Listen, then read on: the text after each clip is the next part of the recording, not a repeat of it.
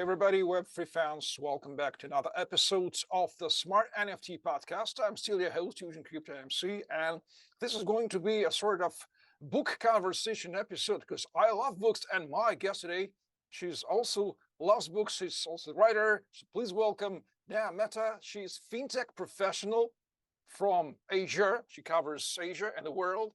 She has been featured in Singapore 100 Women in Tech, FinTech Top 50. She's also the founder and CEO of FemTech Partners. It's absolutely interesting. She's an international speaker, and she's the author of the book entitled One Stop, the Untold Story of Super Apps, which is going to be published in December 2023. So find the link below this video. And this book now tries to find answers to very important questions. What exactly are super apps like a WeChat or Grab or whatever you want?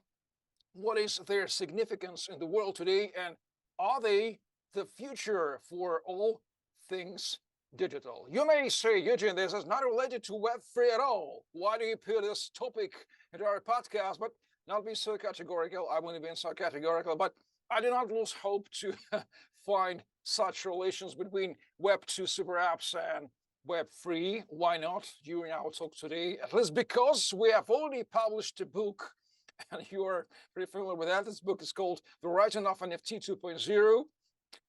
Punks are there, so find the link below. So we are going to talk about books because we are Eugene and Neha love books, and we are book readers. So welcome to our podcast. It's great to have you on our podcast today.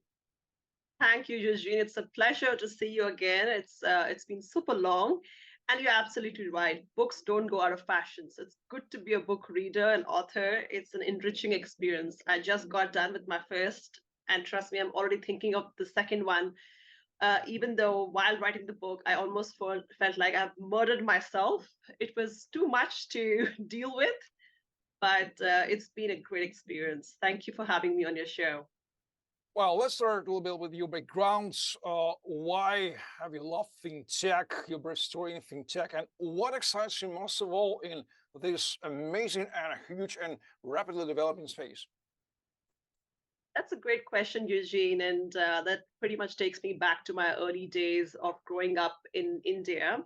I come from the capital city, Delhi, and on most days I felt that the world was a little unequal, and I always was hopeful that when I grow up, I can bring some change. So I started off as a lawyer, but gradually found my way into the financial sector, and like they say in life, one thing led to the other. I got a Chevening scholarship from the UK government. And in 2017, the UK market was very ripe for fintech. It was just taking off in UK and around Europe. So I was very privileged to be in the rooms where I could hear and learn from the experts on how fintech can really be a game changer. And right after, I was incredibly lucky to come back to Singapore, which is the hub for fintech in Asia, and really work on those learning tools. And then going back to where I was starting my story from in terms of giving it back to the society, I felt fintech or anything related to tech is a good enabler for the last mile because it helps to touch lives that are absolutely not coming under the traditional means of banking, of finance, of e-commerce, which whatever you want to call it. And then I found hope there that I can align my passion with my skill set. So my fintech journey has been, of course, working in the regulatory space, working with the UN and civil organizations, where I was able to bring some change for people who are at most times unheard, unseen, and unbanked. And I'm glad that my work is able to bring that little drop in the ocean of so much to do. But the book also is something which is very close to my heart because it brings the nexus of how super apps are helping with financial inclusion. Well, how did you become interested in such a narrow niche about apps and even super apps, and why you decided to write a whole book about this topic? Yeah, I think every story starts with some sort of personal motivation. In my case, it was a dual reason, I would say. The first being that I decided to do this book with a friend of mine. Unfortunately or fortunately, only time will tell, he decided to walk out of this project and it was just left to me. And I'm a person who doesn't like to give up easily. So I continued, marched on for 3 years, and this is the labor of love that's coming out in December, like you said. And then the fact that my mother lives on her own in Delhi, and I got to understand that instead of teaching her how to use the entire phone and different apps, how about she masters just one app? She just has to learn how to use one app because it's a single login, single click. The eKYC is done. Your financial information is right there. The payment gateway is there. So the beauty of achieving so much under one umbrella is what super apps is all about. So I thought that this could be the future because not all of us are millennials and Gen Z who can really go from one app to the other and just do things at the click of a button. And we're talking about the part of the world where a lot of us were introduced to the internet, to the online world through mobile devices. So it was fairly easy for us to just go onto one app and get hooked to it. They say that 90% of people in China spend their time either on WeChat or Alipay. WeChat alone has got 1.3 billion customers and a million mini apps onto their system. So you can imagine we're talking about population of so many countries. So that is the potential of achieving so much through one app, and I think this is the future. I was reading a report by Gartner which says by 2027, world's 50% of population would be using one sort of an app or multiple apps, super apps. So if you're talking about 50% of world's population using some sort of super apps by 2027, I think it's important the subject is being touched upon because while I was doing my research, I found that there's no literature on this topic. So I'm incredibly lucky that I managed to get into this market and got the first mover advantage, as they say in the startup world. Well, so we won't be given spoilers about the main source of the book. So for those who is interested, they may wait. By the way, if somebody wants to read a part of the book before it will have been published in December, any opportunities for them to read some chapters first? Absolutely. Just get in touch with me or they can drop you a note and I'll be more than happy to share the chapter and a bit of a manuscript. Of course, would love to do that. Well, In so fact, the hardcover of the first the hardcover of the book has been already revealed. So you may find it's all laying out. But so if you really want to read some chapters, let us know in the comments of this video below. We will try to help. So now, one interesting question is absolutely interesting for me. We know that super apps have acquired absolute significance in Asia, but not in the West, because Asia is more young. Internet came lately, then came to the West. So two super apps that's mentioned, WeChat and Grab, these are Asian apps. And you pay attention on the cultural difference because you have a strong Western background, British, London, and you have been following the Asian events, so you pay attention on the whole planet, but nevertheless, you are pointed to Asia first, India, Singapore. So what cultural difference, I'm trying to ask you, have you found while doing your research and using super apps in the East and West? May you uncover some insights for us? yeah, Eugene, it's a great question. And before I deep dive into the cultural aspect, I just want to touch upon what I just briefly mentioned about the mobile first experience versus a desktop experience.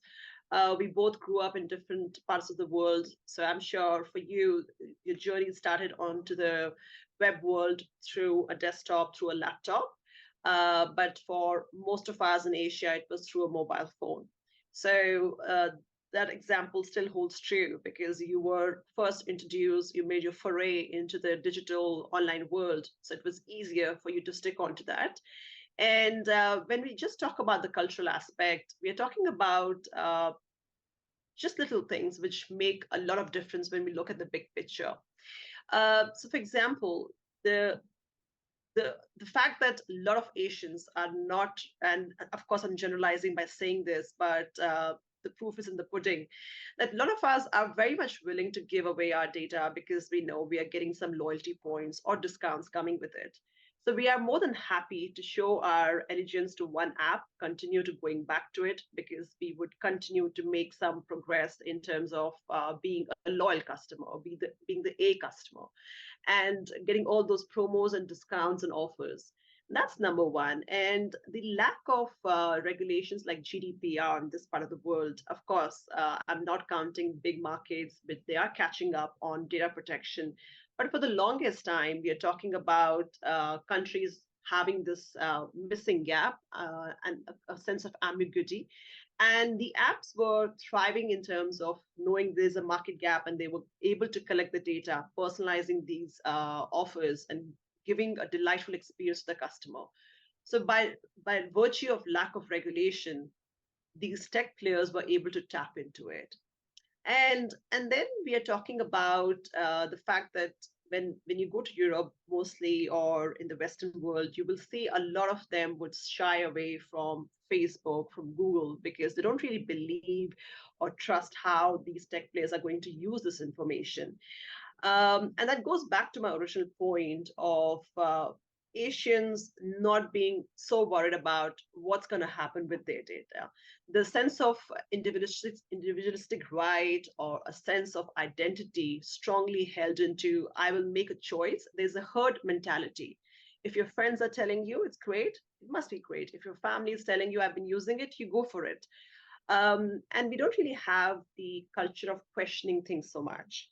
So if there is a mass marketing going on, people are going gung ho about it, we believe in it.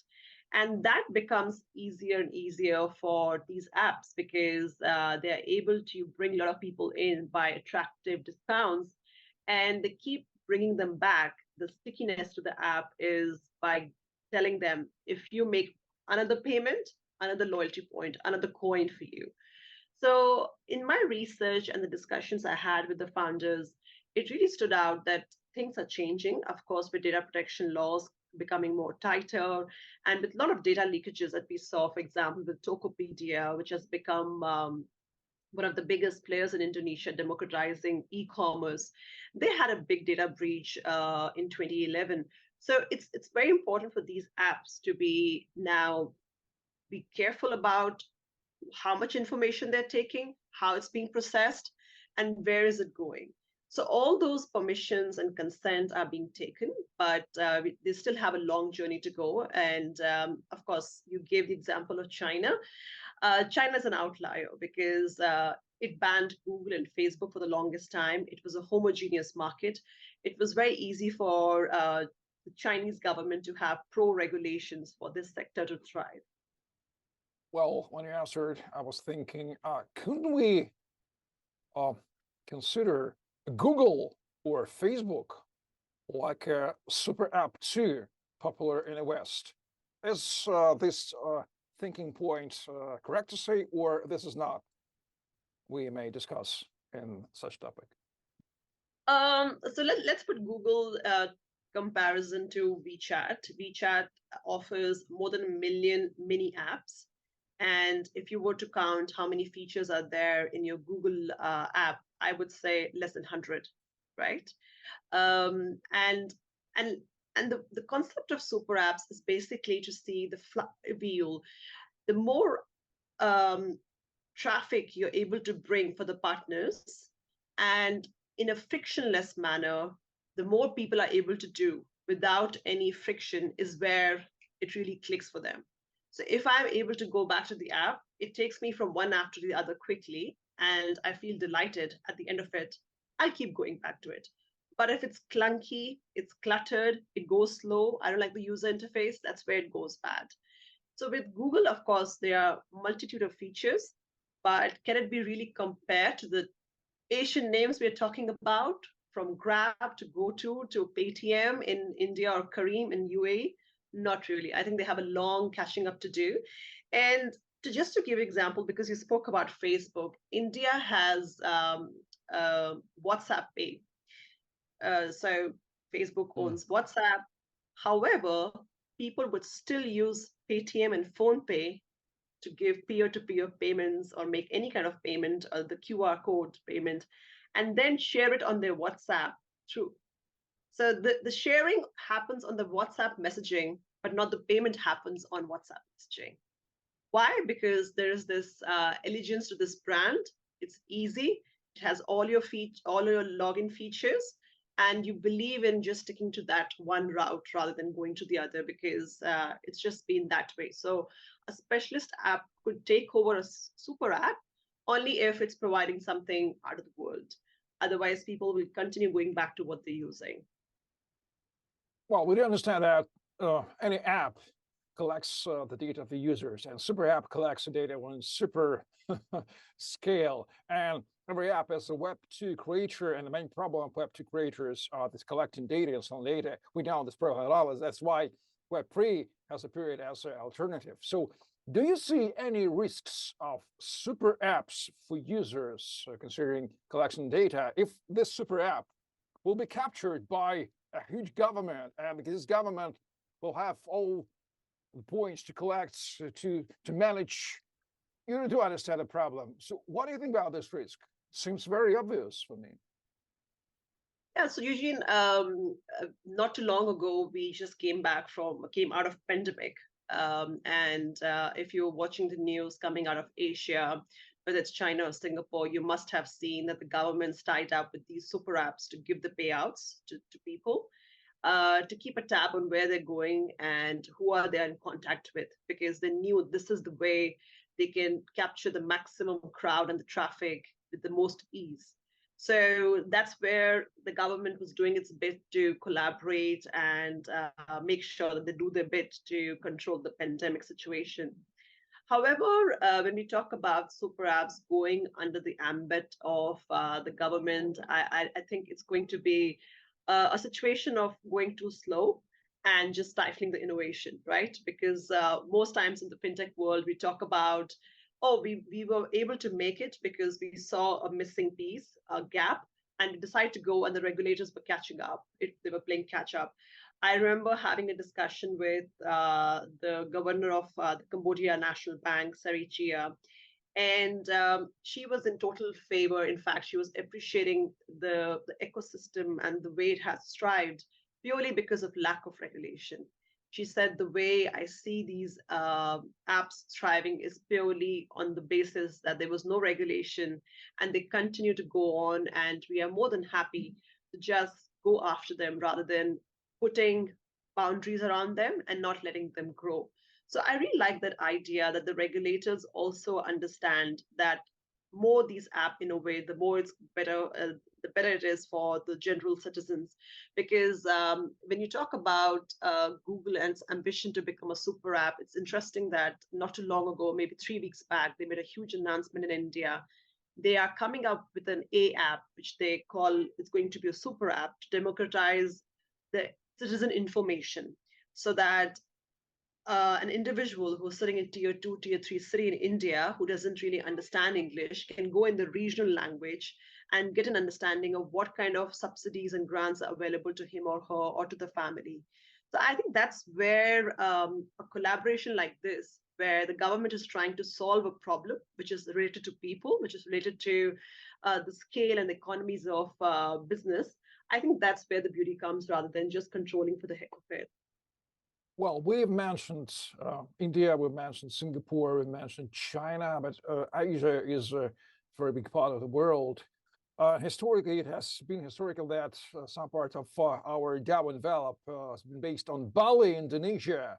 So, do you know anything about what apps or super apps are popular in Indonesia specifically, or what can you say about Indonesia in context of your book? I'm wondering.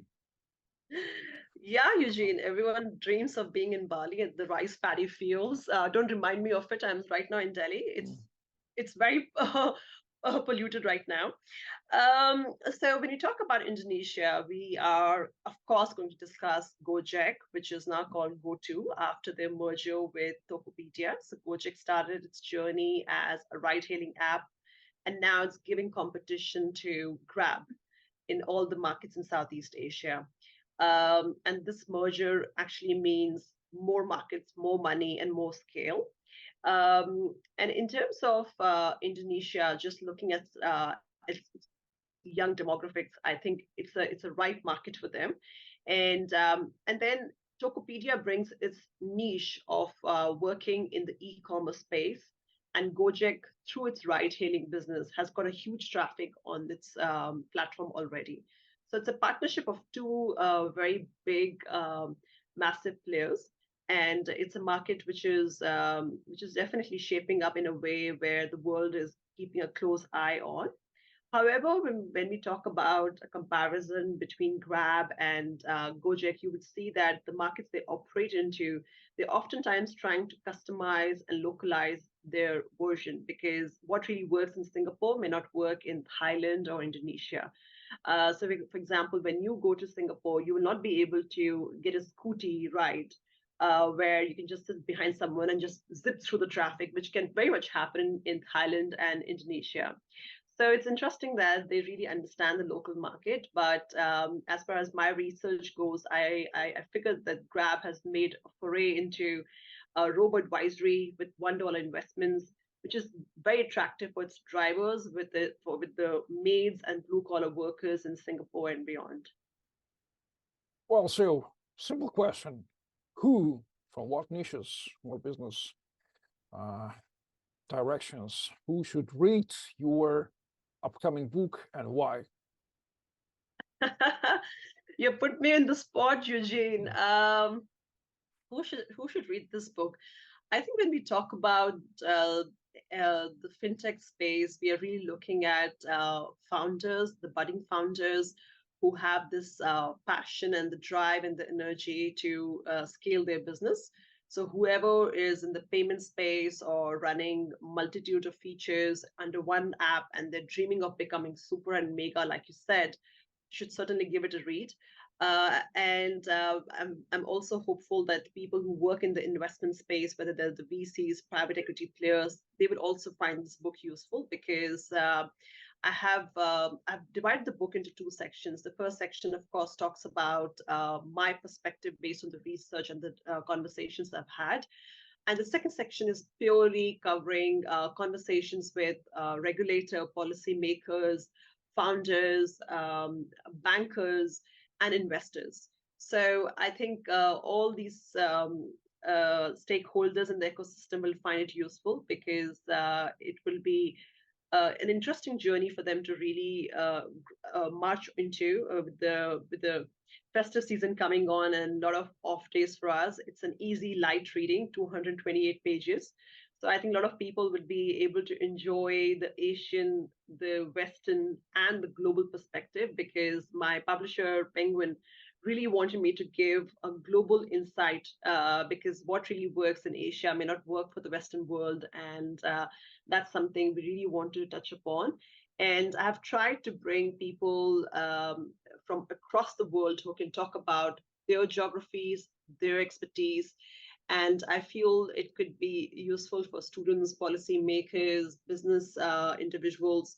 So, very much looking forward to the book being available in the big fintech markets like India, China, Korea, Europe, and the rest of the world, because people will find it interesting to know how these apps started from just one feature and went on to become a large player in the market.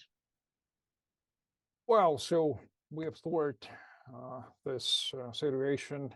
It's easy to follow the link and to wait the publishing of the book, or to let us know if somebody wants to read some chapters. I think we could help with that, because we are, at least Web3 podcast. I'm obliged to ask you about your thoughts about Web3. 4 years ago, we got introduced with you on Web3 Space. I was interviewing you as a speaker of Web3 event. And what are your current thoughts? We don't have super apps in Web3. This is absolutely true, but we have mobile apps in Web3, such as crypto wallets and so on and so forth. Do you see any relations between the concept of super app in Web2, where it's absolutely done, and Web3, rapidly growing realm? What are your thoughts on that? Yeah, Eugene, I think we are all heading towards Web3 world, which is more decentralized. The D apps, the decentralized apps is where the future lies. Because when we talk about these mini apps in the super app world, we're talking about these apps talking to each other frictionless, seamless, in a very efficient manner. And I did mention this is the key to make sure that your customer just stays within your ecosystem and doesn't leave you. So I think with Web3, we are talking about being permissionless, being open source. And these are the two very compelling reasons why I think it can be a game changer as and when it really reflects into reality for super apps business. And we cannot really forget what Elon Musk said very recently, and that's an interesting development for all of us because what he says gets noticed. I think more than noticed. And he did make an announcement that he wants X, the Twitter, to be an everything app like WeChat. So I believe if he's onboarding on this journey to become an everything app, a super app, then perhaps he's thinking of doing it through the D app space, which is going to be Web3, which is going to be open, permissionless. And I think it's a great refreshing way for the customer as well, because they get to decide how much data is being shared, where the data is going. And for those who are coming from the Western world and that mentality of really watching what's being done with their individual rights, can keep a tab on it. So I think it's refreshing. It's where the future is going because all of us want to be the actor and the hero in our own life story. So if Web3 allows us the opportunity to have a keen eye on what's happening and how much I can control, because right now, let's be honest, like you said, super apps in the Web2 world is not much for the customer to decide on how much I'm going to share. You share it all or you share nothing. Of course, you can block one feature of the app if you don't like it. But beyond that, it's about giving and getting some discounts and some sort of loyalty in it. So that's how the engine keeps moving. But I think Web3 could be very interesting. Or maybe this could be a reason why we catch up later sometime and I do a version 2 of the book. Well, so everything is growing very rapidly. So let million apps thrive, and we as customers, users, we will see who will win. Let me ask you the final question regarding digital primitives and Web3. So I do understand, correct me if I'm wrong, that fintech is a sort of another layer which is based on the current central banking fiat money layer system, just the most powerful technology of operating with fiat money. And Web3 was born as a realm where absolutely new alternatives, digital primitives like tokens, fungible tokens, not fungible tokens, were born like an absolutely independent alternatives as digital properties. What are your main thoughts on the future of fungible tokens, non-fungible tokens in context that you are in fintech realm? Do you see any conjunctions, additions, and so on and so forth about coexisting of these two, first separate but not so separate realms? I think it certainly goes hand in hand. Anything that happens in the fintech world could be a story to stay or story to go away. I believe that there was a big wave of NFTs. People were talking about it, and all the artists were part of that buzzing world for some time. But just like the crypto winters, I think the movement has just died down. I'm yet to see how it's going to get picked up and does it really have that substance and the value? Because a lot of time the naysayers are questioning what's the real value of this. Of course, you have the ability to look at the digital copy of it. And I think this also takes me back to what we were discussing initially. Maybe I'm going a little in a different direction, but until recently, I was working in the Pacific Island, and we're talking about countries like Tuvalu, which is going to be wiped by rising sea level. And therefore, the country decided to have a digital copy of its entire country on a cloud system so that the future generations would know how Tuvalu was like. And that kind of example, I think, is beautiful, not because you're keeping the legacy, the cultural aspect of it alive, but also the possibility of keeping the digital copy and monetizing on it. So it goes back to um, what is the ROI on it, and how do you think it's going to impact the larger world. So if you ask for a personal view, I think the buzz around NFTs has really died down, but you never know. The fintech world sometimes go in circular fashion, so it might come back. But for the purposes of super apps, I haven't really touched upon NFTs in this book, but it would be interesting to look at how super apps could be tapping into that if and when the revolution comes back. Well, so not so much time left till December 12th, where the book will be announced and published, and everybody who may download, who can go on the link below on Amazon Singapore, amazon.sg, may download or buy, sorry, not download, it's about our book download, about buy the book. So any final thoughts now? What Steven said about what should know everybody who wants to read the book. So should they just wait, or should they do any more steps to be the first who maybe have that opportunity to read your book? I think it's a great opportunity to really understand what we do on the phone, which takes up, let's say, a quarter of our day.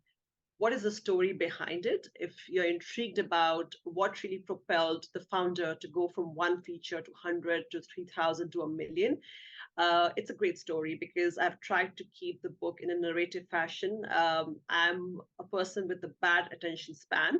So if I'm saying I have tried my best to keep the story going and to keep that drama into the book, trust me, I have tried my best. So if you're looking to really get into the roller coaster ride of how some of these apps really made it and some of them tanked at the box office, I think you will enjoy reading about it. And trust me, I have tried to keep the conversations very candid as well. So when you read them, you will absolutely feel that you're sitting right in front of the person, and the person is speaking right to you, right back to you. So I think it could be a beautiful experience to just understand how super apps could be the game changer, just like the Web3 or the internet, the real internet that came into our world and just changed everything. And how it's going to be something to help with financial inclusion, because we have been talking about ESG, tech for sustainability reasons. And I really see a use case of super apps solving the problem of the world's unbanked and underbanked population. Well, so find a link on the Amazon below in the description, and wait till December 12th and buy this book if you are interested in this amazing, fascinating story of how super apps have been developing recent years. 15 years ago, we had our first iPhone. Then 15 years passed, and we have a huge ecosystem of apps, Web2, Web3. So what an amazing world we live in right now. And let me remind you that Envelop has also published his book, The Rise of NFT 2.0, Smart NFT as we call them. We didn't touch this topic because this is not our topic. Our goal today was to feature this book, but we love books, folks and guys. We love books because books still work in our digital world. Books still work as a marketing tool. So you may see book from Neha side, from our side. So if you read books, love read books, you may be on the right side. Those who read books and those who write books will be governing people who watch TikToks and YouTube. This is not a joke, not a joke. This is a reality of our world. So thank you very much for watching and listening. Neha Mehta, fintech entrepreneur, professional, and author of the book about super apps, and Eugene Crypto MC, where I guess you are hosting the guest today on this episode of the Down Valor podcast. Please like, share, subscribe, leave your comments below, and read books about digital era, books conjunctions with digital world. It is still our reality, a mixed reality, like the old world and the new world are living together on this planet Earth. Thank you very much for watching, listening, and bye-bye. Stay tuned for the next episode of the Down Valor podcast. Bye-bye. Blockchain. B-L-O-C-K chain. Digital money, smart contracts, NFT, IDO, decentralization, transparency. So many opportunities, but so many challenges. Some financial manipulators, by their actions, confuse blockchain solutions and block their development. The idea that the blockchain should bring copyright and royalties protection to the next level is quite old, but the realizations of these ideas are not perfect at all. There is another problem of determining the value of a particular cryptocurrency or NFT. These and other problems need to be solved. Fortunately, the blockchain infrastructure is evolving. My name is E, Mr. E, and I represent the Untold project. Many things have already been invented in the blockchain today. Tokens, smart contracts, platforms for creating your own coins, NFTs, exchanges for buying, selling, and exchanging all these blockchain resources. Envelop is another step in the development of crypto technologies. The protocol that works with NFT and cryptocurrencies. The idea is simple but disruptive. Let's assume you have an NFT, Bitcoin and Ethereum. Using the Envelop protocol, you can wrap the original NFT accompanied with several tokens. Technically, you get a similar NFT, but what is the breakthrough here? Once wrapped, the token has a number of additional features that were not available before. The minimal cost appears. It is provided with coins wrapped together with NFT. An asset wrapped with Envelop has a number of properties that allow the original author to receive royalties from the resale of that asset. Various rules can be applied to the wrapped token. For example, a lock period for unwrapping. It secures the asset till the determined moment or safeguards it from speculation during the hype period. At the same time, wrapped tokens can be transferred and traded. These are just some of the scenarios for using Envelop. NFTs become more popular, and the tools provided by Envelop expand the opportunities of NFTs utilization. Wide application possibilities are achieved due to the fact that, in addition to the protocol, the project includes a number of subsystems. The protocol provides functions wrapping and unwrapping. Oracle Mechanics provides asset valuation using analytical algorithms. Index provides a summary assessment of several NFT assets with the common criteria. The project has its own token, which connects all elements of the system. Altogether, this is Envelop, a tool in the blockchain world for building modern and secure systems in various fields. Find more info about the project on the website. Envelop. Make your NFT valuable. Just practical, no hype.